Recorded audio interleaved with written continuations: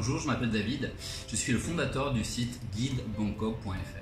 Alors pourquoi guidebangkok.fr? Je vais juste vous répondre en vous racontant une histoire. C'est l'histoire de ma première journée à Bangkok. J'arrivais d'un tour du monde depuis 3 ans déjà, j'étais sûr de moi, je parlais l'anglais couramment, il n'y avait aucun problème, dans ma tête du moins, pour visiter Bangkok tout seul. Et c'est là que les ennuis ont commencé. Le premier taxi pour m'emmener à mon hôtel me demande 1500 bahts. Je ne savais pas vraiment à quoi ça correspondait, je me suis dit je vais en demander un deuxième. Le deuxième taxi me demande 1000 bahts. 1000 bahts, pourquoi pas, c'est que 25 € au taux de change, c'est pas si cher que ça. Je me suis dit quand même, il paraît qu'il y a beaucoup d'arnaques à l'aéroport, j'en prends un troisième. Le troisième me demande 800 bahts, j'ai dit bon finalement il a l'air plus honnête que les autres, j'ai pas pu avoir un meilleur prix que ça. Le vrai prix pour aller de l'aéroport à mon hôtel était en fait de 80 bahts, 2 € et non pas 20 €. Je me suis vite aperçu que parler anglais en Thaïlande, c'était pas forcément très efficace étant donné que les Thaïlandais parlent très peu anglais. J'ai donc décidé de prendre un guide francophone. J'ai donc cherché un guide sur internet et je vous passe un extrait de sa réponse, sachant que c'était le meilleur français que j'ai eu. Je me suis dit c'est pas grave, il parle un minimum français, il me demande 50 €, 2000 bahts.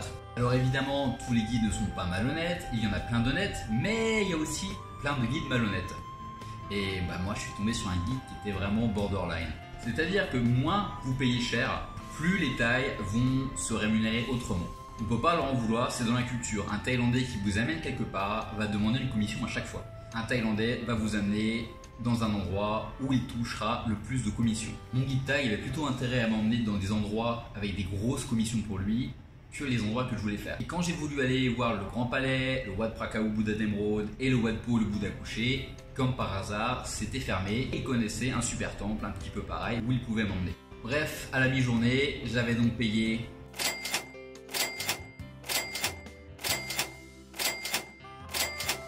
je n'avais toujours pas vu le Grand Palais, ni le Bouddha couché, ni les canaux. Ensuite, j'ai quand même réussi à échapper à me faire un costume sur mesure, à aller au Vietnam par une agence laotienne un petit peu bizarre et à aller au massage entre guillemets. J'ai donc commencé à chercher d'autres guides sur internet, des guides français de préférence, mais c'était que des tours opérateurs de 9 h à 10 h 30 le Grand Palais, de 10 h à 11 h 30 le Wat Po, de midi à 1 h le restaurant que je t'ai choisi. On n'avait vraiment aucune liberté. Je me suis dit c'est quand même pas compliqué ce que je veux. Je veux juste aller au Grand Palais. Si c'est bien il reste 1 h 30. Si c'est pas bien pouvoir le faire en une demi-heure et après aller autre part. Aller voir le Wat Po. Si c'est bien il restait peut-être 2 heures. Si c'est pas bien le faire en 10 minutes. Mais avoir toujours quelque chose à faire. Un accompagnateur personnalisé. Ça n'existait pas à Bangkok. J'ai donc lancé guidebangkok.fr. Français natif qui vous emmène où vous voulez, quand vous voulez et personnalisable jusqu'au dernier moment.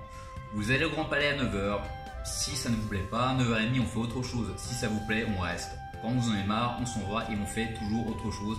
C'est modifiable et personnalisable en temps réel. Et je ne prends que vous, je ne prends pas de groupe. Je négocierai tous vos achats, vos transports, vos souvenirs et je vous ramène à l'hôtel.